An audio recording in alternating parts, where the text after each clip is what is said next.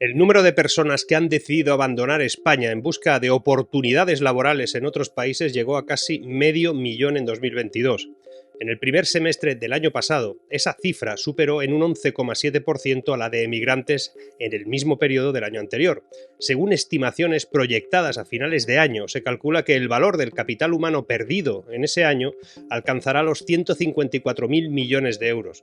Este fenómeno muestra una tendencia creciente de pérdida de capital humano desde el fin de la pandemia, impulsada por la intensificación de esa emigración de la población en edad de trabajar, especialmente en aquellos con un alto nivel formativo, jóvenes que huyen. No es cuestión de ser héroes, me decía un profesor de ética en el bachillerato. Decía que un héroe es alguien que no pudo escapar a tiempo. Pues esa generación se le ha llamado generación perdida, ausente, generación sándwich por estar entre dos crisis, pero en realidad son la generación Kleenex, porque el discurso oficial habla de ellos en términos de usar y tirar. En realidad es una generación estafada por un discurso que define un mundo que ya no existe. Voy a hablarte del motivo por el que los jóvenes se van de España, como se fueron de muchos países antes, de Hispanoamérica, mucha gente. Por eso, si te interesa este tema, dale al like, suscríbete al canal, comparte este vídeo. Por cierto, si lo estás viendo como emigrante, dime desde dónde ves este vídeo y desde cuándo eres emigrante. Si estás pensando en emigrar, coméntalo también. Con esto yo sabré que valoras mi trabajo porque, como sabes, no tengo Patreon ni cosas de esas. Venga, quédate, que lo de hoy, lo que te voy a contar hoy, también te interesa.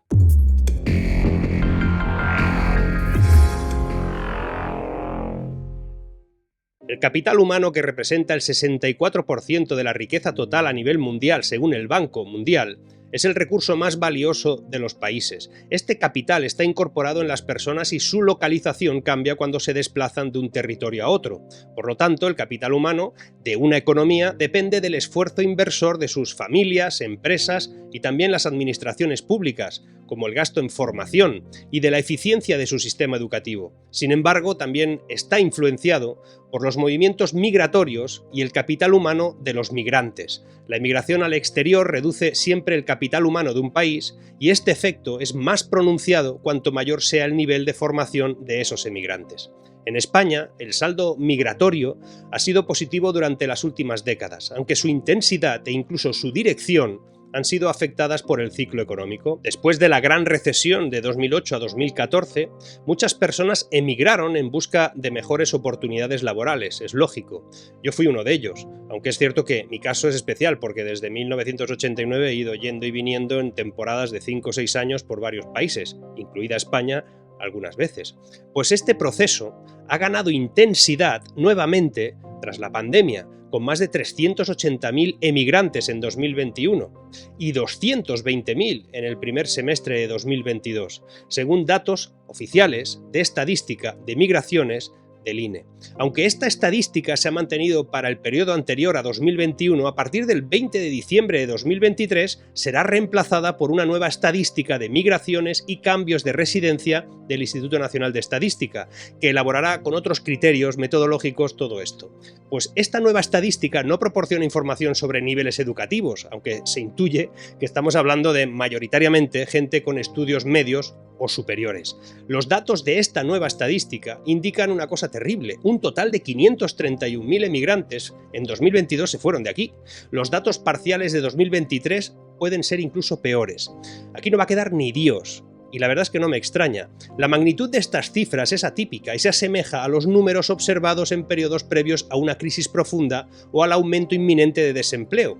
Y como es obvio, de esto no se hace referencia en ningún lugar. No lo atiende ningún partido político, pues probablemente no estén ni entendiendo la magnitud de este fenómeno. Si la emigración al exterior reduce significativamente el capital humano de un país, especialmente de aquellos emigrantes con un alto nivel de formación, puede haber consecuencias, obviamente, a largo plazo. Por ejemplo, 1. Pérdida de competitividad.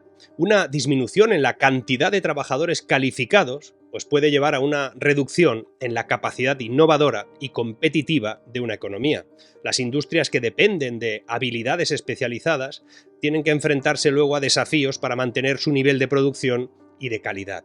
Un segundo tema, impacto en el crecimiento económico. El capital humano es un motor clave del crecimiento económico. Pues bien, la emigración de individuos altamente calificados puede ralentizar el crecimiento económico, ya que el país pierde parte de su fuerza laboral más productiva. 3. Desafíos en sectores clave, especialmente en sectores como tecnología, salud y educación, que dependen en gran medida de esos profesionales altamente calificados. Por eso pueden sufrir escasez de mano de obra en el futuro, y eso afectaría a la calidad y a la disponibilidad de estos propios servicios esenciales. 4. Efecto en las finanzas públicas. Los trabajadores altamente calificados suelen contribuir significativamente a la base impositiva. Su emigración lleva a una disminución de los ingresos fiscales por narices, lo que afectaría también a la capacidad de gobierno para financiar servicios públicos, programas sociales, etc. 5. Ensanchamiento de la brecha en habilidades. Si los trabajadores calificados emigran en grandes números, pues se crea y se amplía una brecha en lo que son las habilidades en el país de origen y dificulta la innovación, la adaptación a las nuevas tecnologías, a los métodos de trabajo. 6. Dependencia de la mano de obra extranjera. Para compensar la pérdida de trabajadores calificados, el país tiene que volverse más dependiente de la mano de obra extranjera, curiosamente, y eso es como ingeniería inversa. 7. Influencia en la demografía. A largo plazo, la emigración sostenida de jóvenes y profesionales altera, obviamente, la demografía de un país y acaba resultando en una población envejecida con menos trabajadores para sostener el sistema del bienestar y esas pensiones que a veces están tan en juego. 8. Reducción en la inversión para educación. Si los graduados tienden a emigrar, puede haber menos incentivos para invertir en educación de alto nivel, lo que podría afectar también a la calidad y a la cantidad de la educación superior disponible. Esto le pasa a algunos países en Hispanoamérica. Y 9. Transferencia de conocimiento. Aunque negativo para el país de origen, la emigración de personas altamente calificadas facilita la transferencia de conocimientos y habilidades a nivel global, especialmente en los países donde te vas a emigrar. Es todo como muy loco, pero de acuerdo con el análisis realizado, el valor estimado del capital humano de los emigrantes mayores de 25 años en 2022, como te decía, llegó a los 154.000 millones de euros. Esta cantidad representa el valor máximo para el periodo entre 2019 y 2022, que es lo máximo hasta la fecha de pérdida de capital humano en España. Además, se observa un significativo aumento del 40% en comparación con el nivel previo a la pandemia. Estas cifras reflejan no solo la magnitud de la emigración, sino también la calidad y el potencial económico de los emigrantes en términos de formación y de habilidades. Y atento a esto, un 30% de esta gente que se va no solo tiene estudios superiores, sino que muchos de ellos son investigadores. Gente que pasa media vida acumulando méritos, másters, doctorados, congresos, publicaciones, sin lograr ninguna estabilidad antes de los 40 años. Contratos temporales, salarios ínfimos y una inversión pública por debajo de la media europea para estos temas. Conozco varios investigadores. Mira, uno de ellos es alguien que participaba en un proyecto que logró que una rata de laboratorio, a la que se le seccionó la médula espinal, lograra andar de nuevo. Pues este amigo mío, que llevaba 10 años cobrando menos de 1.000 euros al mes, tuvo que cuestionarse un día si dejar la investigación y entrar en el sistema sanitario tradicional o irse. Ahora está en Boston, cobrando 4 veces más y con muchos medios a su disposición. También es cierto que no son medios públicos completamente, es verdad, porque allí hay un modelo mixto muy interesante. Las empresas patrocinan a esos investigadores a cambio de beneficios fiscales que el gobierno les otorga. Y es que cuando el capital humano de los emigrantes se compone de formación adquirida y financiada en España, el beneficio de este esfuerzo educativo, en lugar de contribuir a la economía nacional, termina impulsando la capacidad productiva y la riqueza de otros países donde se han ido. Por tanto, la emigración al exterior, especialmente en su reciente intensificación, pues contribuye a reducir el capital humano de toda la economía española y la de otros países, pero aquí especialmente. Y es que es algo que pasa también en países de Hispanoamérica. Seguramente si eres de alguno de esos países y estás en España, eres un emigrante de allí, o si estás allí y vas a otros lugares, pues es lo mismo. Como te listaba antes, esto no limita solo la capacidad actual, sino también la futura de generar riqueza de un país, afectando la sostenibilidad de las finanzas públicas debido a la reducción de esos ingresos que se pueden dar en el Estado. Este fenómeno podría incrementar además las dificultades para mantener y desarrollar el estado del bienestar, particularmente en ese contexto de envejecimiento progresivo que tiene la población hoy en día.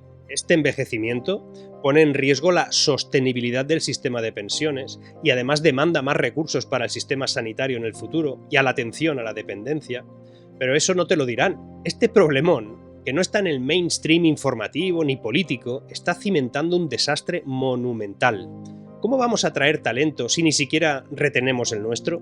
La gente se va, y para solucionarlo no va a servir una política de subsidios, ayudas y subvenciones que tanto le gusta al actual modelo ideológico predominante en medio mundo. Algo que, desde la óptica de la izquierda, parece lógico, es normal, está en su ADN, subsidiar a coste de deuda, considerando que es infinita, pero que lo establezca también el resto del espectro político, que se dice llamar liberal, es de aurora boreal.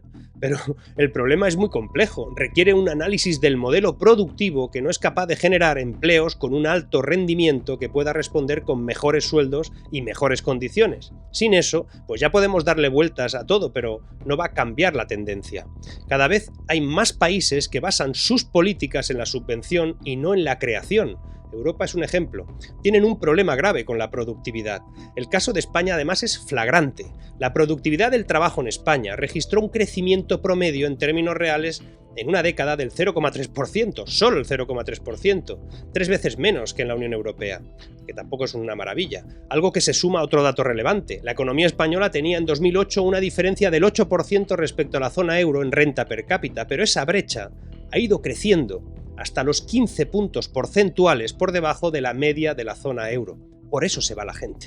Hay datos que explican la falta de convergencia con el resto de la Unión Europea por culpa de una baja productividad y una tasa de paro que ya supera a la de Grecia.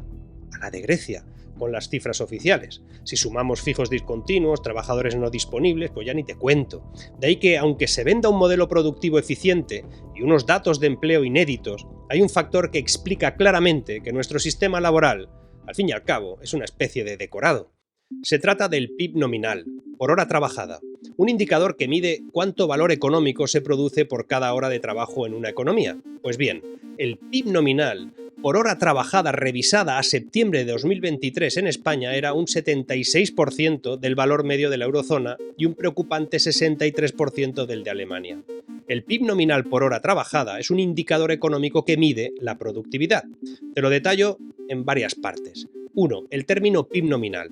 El Producto Interior Bruto nominal es el valor total de todos los bienes y servicios producidos dentro de un país, además en un periodo determinado, que usualmente es un año, y se valora a precios corrientes. Esto significa que el PIB nominal no ajusta a la inflación y refleja los precios en el momento en el que los bienes y servicios fueron producidos. Esto es importante. 2.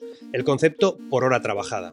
Esta parte del indicador ajusta el PIB nominal en función de las horas de trabajo invertidas para producir esos bienes y servicios. Entonces, al dividir el PIB nominal por el total de horas trabajadas en una economía, pues se obtiene una medida de cuánto valor se genera en promedio por cada hora de trabajo.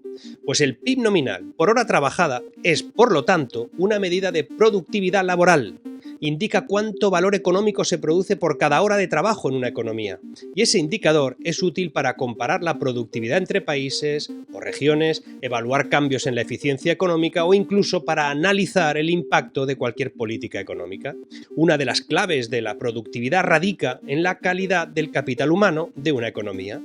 Y aquí es donde viene todo lo que estaba contando. Los trabajadores con un nivel educativo más alto y técnicamente más cualificados son los más productivos. Según constata un estudio del Banco de España, existe un déficit significativo en el nivel de formación de los trabajadores y de los empresarios españoles con respecto al promedio de la Unión Europea.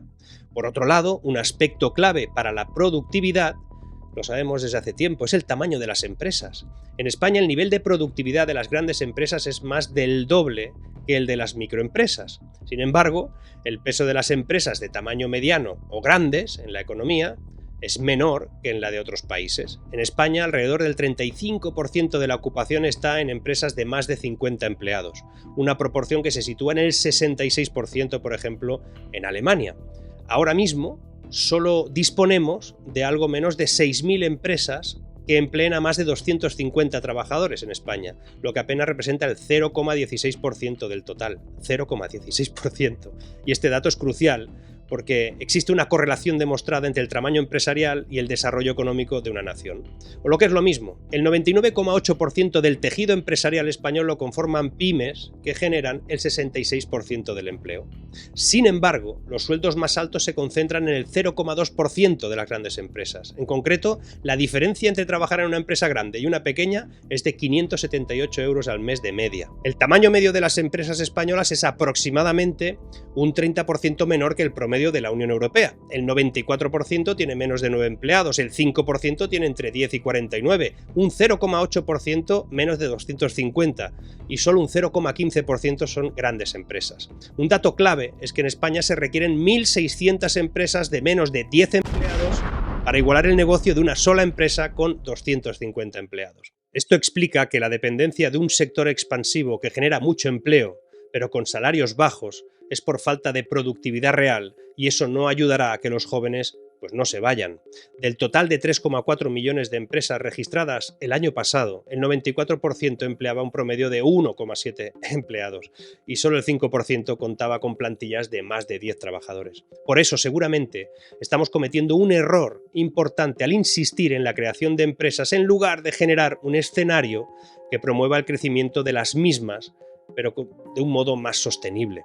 La presencia de empresas grandes en un país es un factor clave para mejorar el salario medio de la población, y esto se debe a una serie de razones que están interconectadas y que impactan todas ellas tanto en la economía como en el mercado laboral.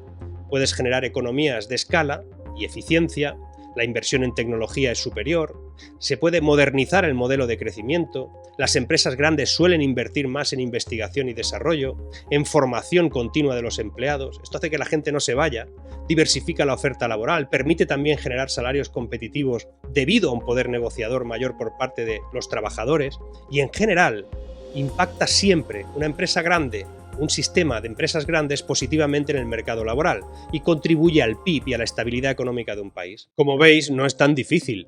Un modelo productivo que tiene técnicamente una baja productividad en comparación con otros modelos más industriales y tecnológicos, pues impide mejorar salarios.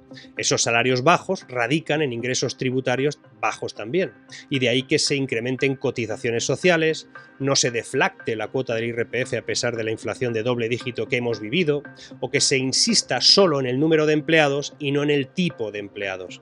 Esos salarios bajos provocan una dependencia laboral enorme de ayudas, subsidios, subvenciones y rueda una rueda que gira siempre en ese sentido. Cambiar eso es difícil, pero se puede. El problema es se están perdiendo las oportunidades que teníamos. En España se está desaprovechando el caudal que suponían los fondos Next Generation, por ejemplo.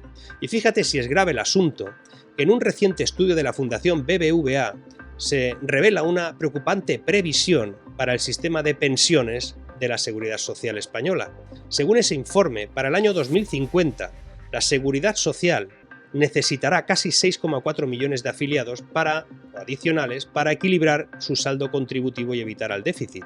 La situación actual ya es preocupante. Tiene un déficit contributivo anual, en diciembre de 2022 era del 1,98% del PIB, unos 26.000 millones de euros.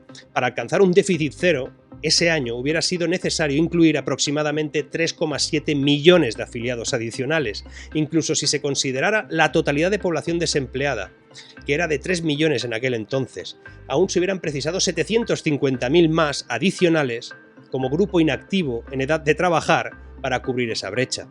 Ese estudio también indicaba que la tasa de dependencia demográfica, que mide la relación entre mayores de 64 años y la población que está entre 16 y 64, aumentará significativamente. Se espera que esa tasa pase del 31% que tenemos ahora al 53% en 2050. Si los jóvenes se van, lógicamente, casi es una irresponsabilidad no hacerlo. ¿Cómo vamos a soportar este tinglado?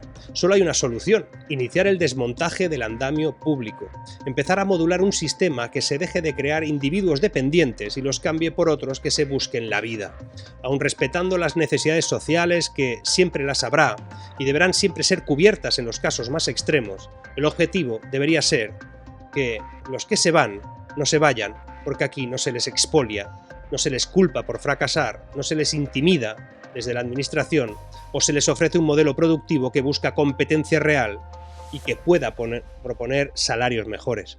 Está demostrado que en los países donde el subsidio por desempleo es más largo, hay más desempleados. Y si estás pensando en irte de tu país, te voy a dar un par de consejos. Primero, que sepas el motivo. No es lo mismo irse porque quieres conocerte a ti mismo que irse estratégicamente para iniciar un proceso profesional. Y segundo, prepárate antes. Cada vez que fui a algún lugar sin prepararme, sufrí mucho más. El idioma, la cultura, algún contacto siempre ayuda. No te vayas enamorado de un lugar porque estuviste de vacaciones o porque en un programa de televisión todos los españoles por el mundo que entrevistan por allí son triunfadores y felices. No lo hagas así. Cuando yo me he ido a vivir a otros países siempre me olvidé de dónde era. Era algo o es algo muy extraño. Ahora soy un catalán de Madrid. Por eso siempre me ha costado entender demasiado el asunto patriótico ese de que irse de tu país es como una especie de traición. Porque yo me pregunto si no es una traición efectiva quedarse cuando quienes desde hace décadas, esto va con todos, nadie ha hecho nada por generar un espacio donde realizarse trabajando duro. Aquí no es sinónimo trabajar duro con un posible éxito. ¿Qué pensaban aquellos que estimularon un país burbuja donde un yesero, y muy respetable ese empleo, cobraba el doble que un físico nuclear? Pensaban que los jóvenes inquietos, no los del subsidio y consumo, sino los de trabajar, ahorrar e invertir, iban a quedarse en un país burbuja donde un comercial inmobiliario, muy respetable, cobraban 10 veces más que un científico medio. ¿En qué estaban pensando los del país terrazas cuando no han hecho nada para cambiar un modelo económico que establece que un salario de 1.000 euros le supone al empresario 1.600? ¿Qué país es este en el que quieren que te quedes? ¿En uno donde la presión fiscal aumenta como en ningún otro lugar? ¿En un país donde ejercer de español de bien es ceder toda tu capacidad de elección a un factor de dependencia? La solución existe. La he relatado en otros vídeos anteriores y tiene que ver con dejar de perseguir a los que se juegan su patrimonio en proyectos empresariales de futuro. La solución existe y tiene que ver con un pacto de Estado en el que, de verdad, se establezca el mecanismo que cambie el modelo de crecimiento. Nuestro país tiene un don. Es el mejor país para ser visitado. Eso no debe cambiar, pero debe complementarse con industria y tecnología, porque si no, será imposible ampliar la productividad que permita subir salarios y ofrecer oportunidades. De lo contrario, por pura supervivencia moral, los jóvenes se irán. Y los no tan jóvenes nos iremos. Seguimos.